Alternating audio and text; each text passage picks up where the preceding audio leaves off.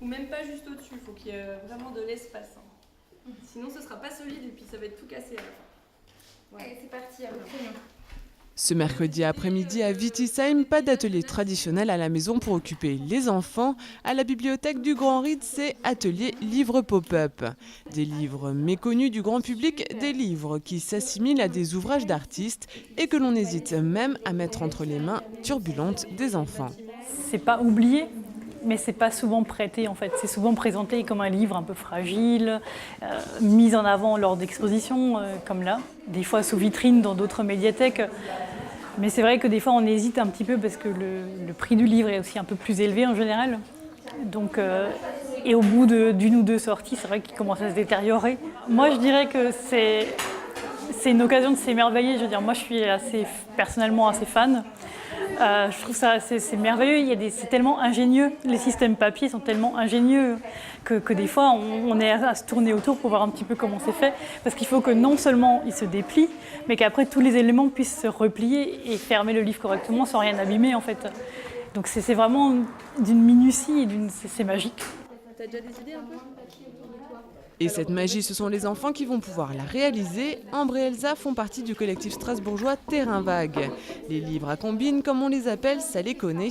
Elles s'en sont fait les spécialistes et leurs secrets, elles les partagent volontiers avec les enfants. Alors déjà, ça passe par beaucoup de découpes et du dessin créatif. Le pop-up qu'on fait avec les enfants, on leur propose des modèles quand ils sont en manque d'inspiration. Et ensuite, pour les plus créatifs, ils se laissent partir dans leur imagination. On leur prépare quand même une base au début pour que ce soit bien solide.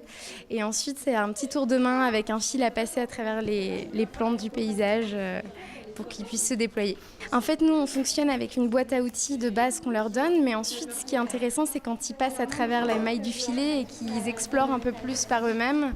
Et c'est en laissant cette partie de liberté qu'ils peuvent explorer. Et là, du coup, on a souvent des belles surprises dans les dessins, par exemple, des personnages qui font ou certains paysages qui sont complètement fous et dont on n'aurait pas forcément à guider d'abord avec la boîte à outils. Ils arrivent à faire des surprises.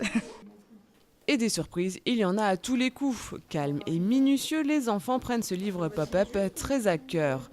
Et tous, au final, sont unanimes. Le livre pop-up semble avoir conquis le cœur de ces petites têtes blondes. Trop bien, parce que c'est en 3D.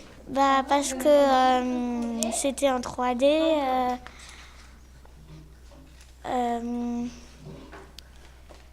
Et c'était chouette. Parce qu'on peut imaginer des choses et apprendre plein de choses. On fait du bricolage, on apprend des choses et ça nous occupe. Mais réaliser un livre pop-up n'est pas un long fleuve tranquille. Les enfants ont rencontré quelques difficultés.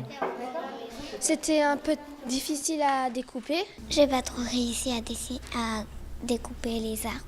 Elliot, lui, connaît très bien le pop-up, alors en réaliser un de ses propres mains, c'est un petit peu un rêve qui se réalise. J'aime beaucoup le pop-up et donc en créer c'est encore mieux. J'avais plein de livres à la maison de pop-up. J'ai dessiné plutôt des personnages fantastiques et surtout la civilisation aussi. Et ce que je préfère, c'était découper. Même si c'était un peu dur parce que ça nous apprend à être fin. Et surtout, j'ai apprécié les formes. Je prends du temps pour faire des choses jolies. Chacun a pu repartir avec son propre livre entre les mains, une histoire avec pour thème le jour et la nuit, de quoi impressionner leurs parents. Pour décorer devant ton pop-up, d'accord ?